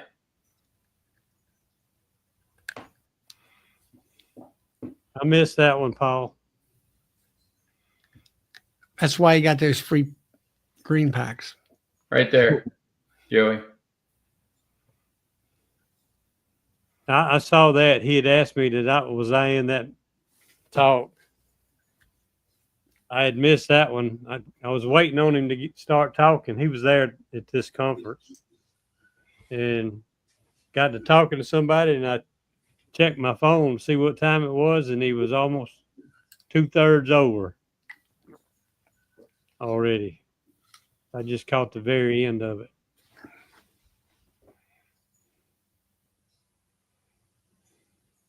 He talked about 3 different times at that convention. I think Yeah. So, Brian, what kind of sensors are you running on your hives? Oh, he's got weight sensors. And have you ever seen some of his videos? Checks No, the I temperature. haven't. Checks the temperature He's too, got, don't he? he's got old trays underneath. And I mean, he sits there and counts all the mites, and he has statistics big time. And Really?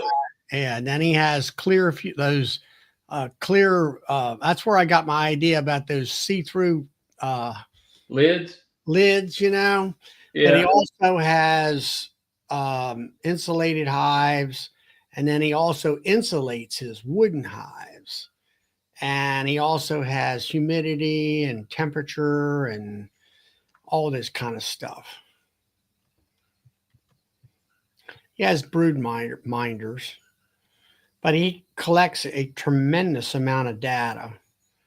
And he'll show, like in his trays where they have the oil in there, it'll have mites and hive beetles. And he, with those clear things, you can do OA vapor and see it dispersing and all those different things.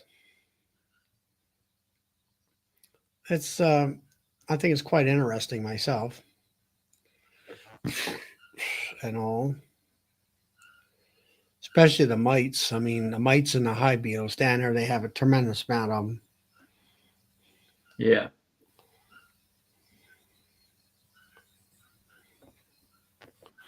So, but he has that. He's, takes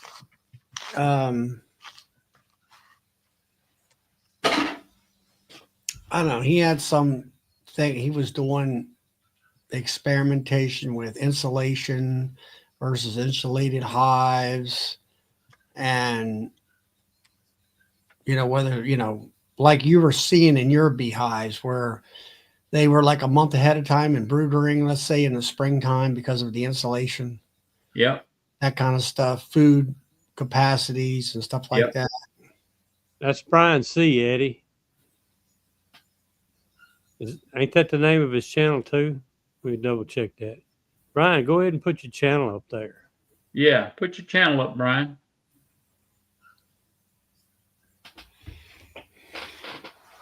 I don't know whether he can do that or not. Yes, it's Brian C. Just do a search for Brian C. Beekeeping. Yep. Or at Brian Cooper 901. Either one of those ought to get you.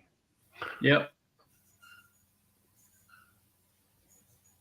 I don't know if it'll let me post that one or not.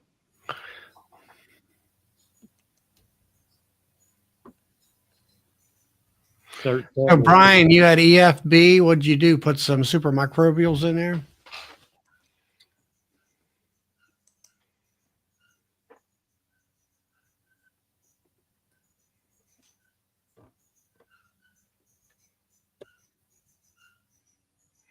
Yeah, he'll talk about hive humidity and all that kind of stuff. Yeah. Yeah, he hadn't done a video in 5 months. No wonder I hadn't been seeing him.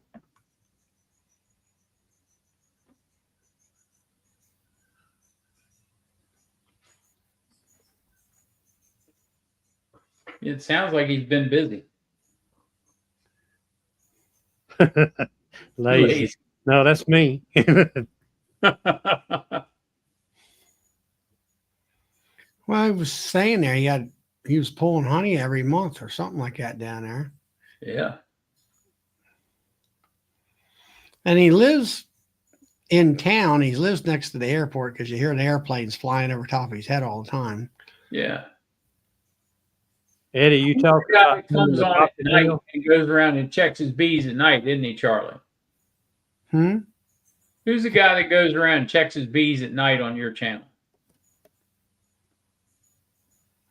I have no idea. He pulled honey in May, June, and July, and we're pulling again this week. Wow. That's a lot of pulling. That's a lot of honey. That's a lot of honey. That's a lot of work. Yeah, it is. Lunar wax. Oh, the Lunar Max melter dude. I can't remember what his name is. Robert. That's it. Yeah. I haven't heard from Robert in I don't know how long.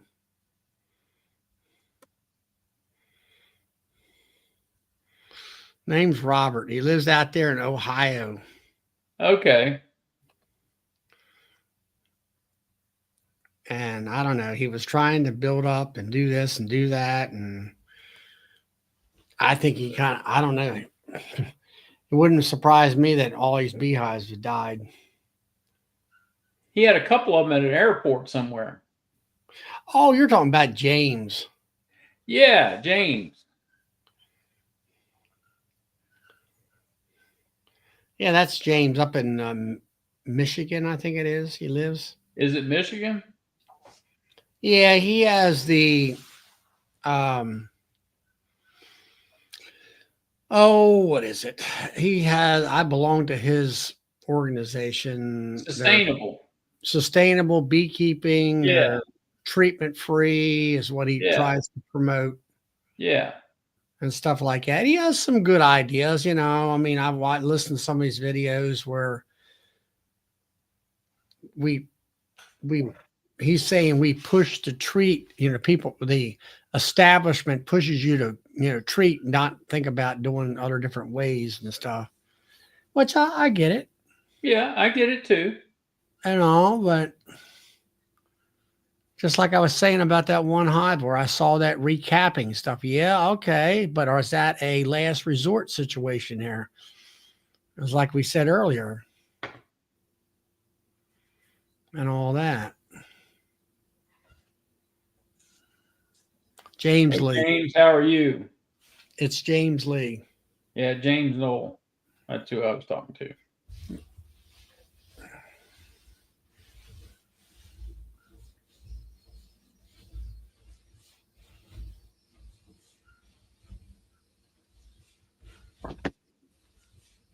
So I'd tell you who I haven't seen in a week or so is JW.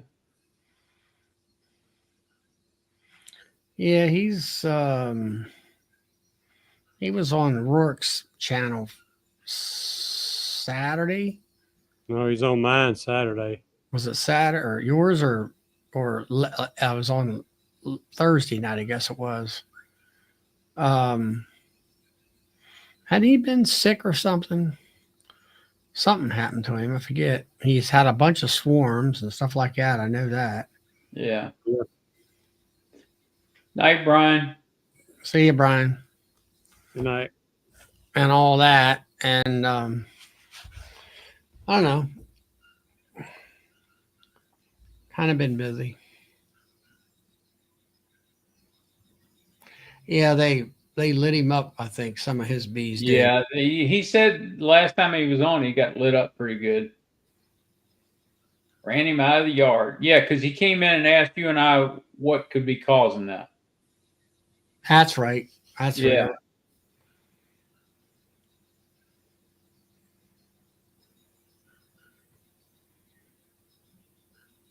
Okay. Yeah, Tom was supposed to go see him.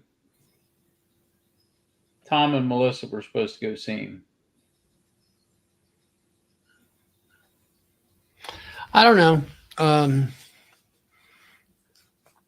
All right, what have you ever did AprilGuard on nukes and stuff, Bill? No. I won't do it on a nuke. Because there's not enough frames of bees. Now we're talking 5-frame nuke, there's not enough frames of bees. Yeah, what about like 5/5 or something like that? 5/5, yes. But I did, yeah. I was trying to find the information to read up on it and see what their recommendations were and all that stuff. I guess 6 frames of bees. Have to go to the website. It's 6 frames of bees. Yeah, but dosages and things like that. I guess it would be the same thing you would do for a regular hive. Well, I do know that I think that I've read in some of it, what I did find was 12 grams, 12 to 13 grams. But if the bees are a lot more population, I think it's set up to around 25. And I think it's only one time, not 100 grams total or anything like that.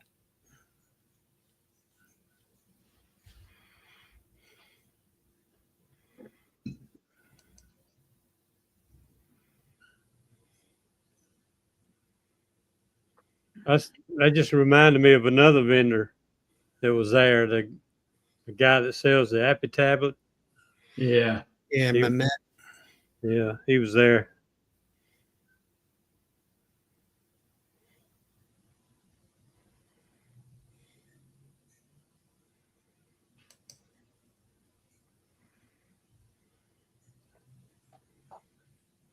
So on ApiGuard's website, they have frequently asked questions.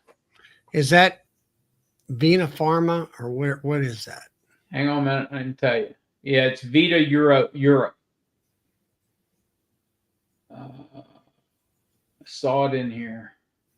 Where'd it go?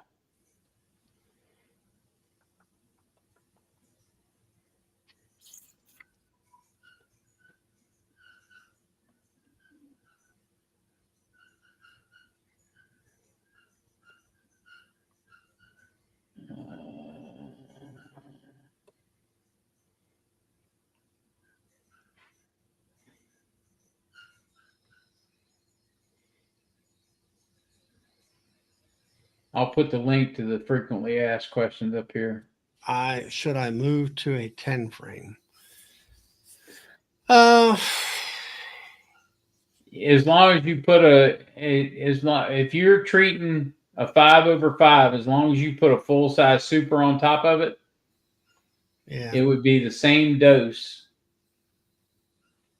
as a regular hive with 6 frames. Philip's got 6/6. He's got 6 honey frames and 6 brood, and they're packed out. Should I move him to a 10 frame? Yeah, I think so. Yeah. I would say I don't think you don't really have a severe winter out there, I don't think. There's the link to ApiGuard's frequently asked questions. Mm.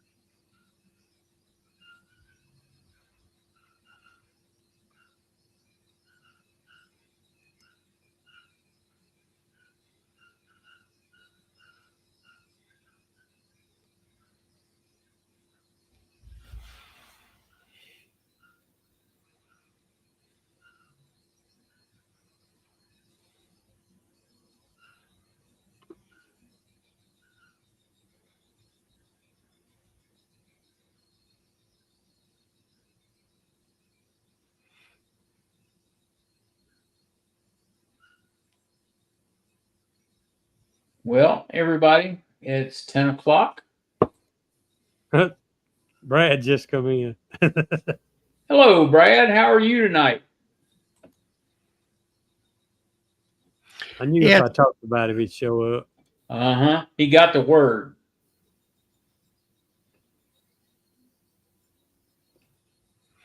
It says 25 grams just once. Once, yes. For small ones, I'm not considering what they call small, a half a dose. Half a dose would be 12.5 grams. Yeah, but what I'm getting at is small as in the size of the colony. Less than 5 frames.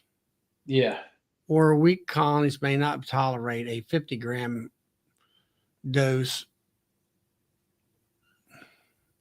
I don't think you would want to put, I guess they're talking about 10 frame now. It doesn't sound right to me, but.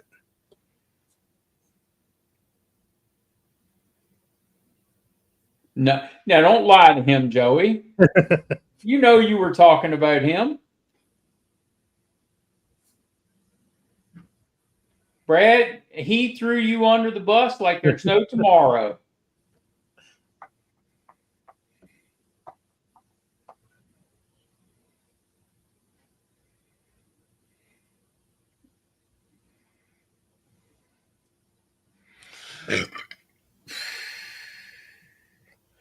Well, we're heading out. Yep, it is 10 o'clock. And I know there's other people in here that got to go to work tomorrow. So y'all have a good evening. And we will catch you. I'll catch everybody Friday night on Charlie's channel. And don't forget about Nancy tomorrow night on her channel. And see if she's got her studio set up yet. So y'all have a good evening. And if you haven't hit the like button yet, please do so if you like tonight's show. And if you haven't subscribed yet, hit that subscribe button. It keeps us all hanging around a little bit longer. So y'all have a good night, and we will see you next week.